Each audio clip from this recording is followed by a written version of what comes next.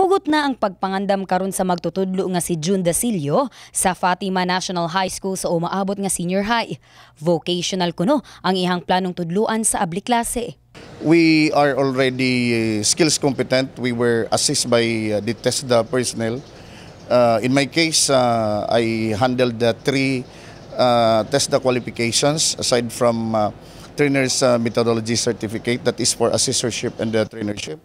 Sila kuno nga mga magtutudlo ang andam nagayud sa umaabot nga implementasyon sa K-12 program sa Hunyo. May kalabutan niini sigon sa DepEd Jensen nga anaa sa 250 ka mga magtutudlo ang ilahang i-train aron nga magtudlo sa mga estudyante sa senior high. We intend to appoint ining aton 250 teachers sa senior high school before March 25. Kay pagka March 26 election ba naman kita. Gawa sa pagpangandam sa K-12 program sa DepEd, aduna usab pahimangno sa mga tulungaan sila nga himuong simple lamang ang moving up ceremony sa kindergarten, graduation sa elementary o completion ceremony sa high school tungod wala sila graduation.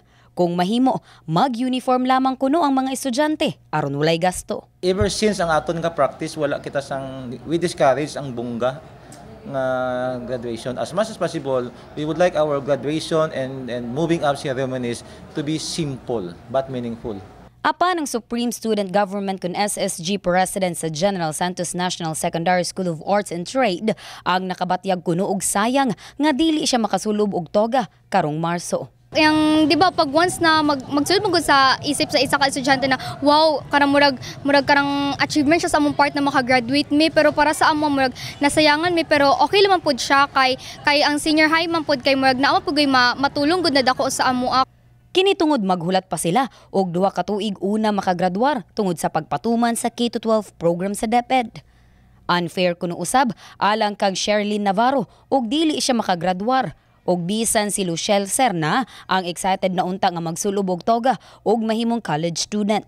Of course, para sa kuan fair siya kay ang iban after 4 years makasuot og toga, makalabay og kalo, pero kami completion lang na amo as so murag lain siya. Yes, excited na kay ko ma'am kay murag okay na unta siya kay murag first time na pud siya sa 4 years na naghulat mi makasunod mi ulit og toga, pero karon na 2 years, pero I know nga maong gi-implement ni siya sa government because there is a good benefit na makuha ang mga estudyante. So apan bisan niini kahibalo gihapon kuno sila nga maayong programa ang K-12 ug nagtuong alang kini sa ilahang kaungbaon.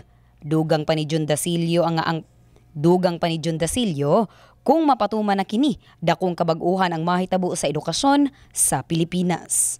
Mo na ni karon nga gidugangan ta og 2 ka tuig sa senior high school plus gi-strengthen ang ato ang preschool education. So para nga pag-abot na to sa international community, kita naman lang good mo na habilin, no? Ginalauman na lamang usab sa DepEd nga dili pa mamahimong perpekto ang implementasyon sa senior high school karong Hunyo.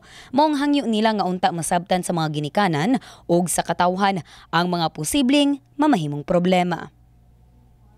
Abi Lorenzo, Brigada News.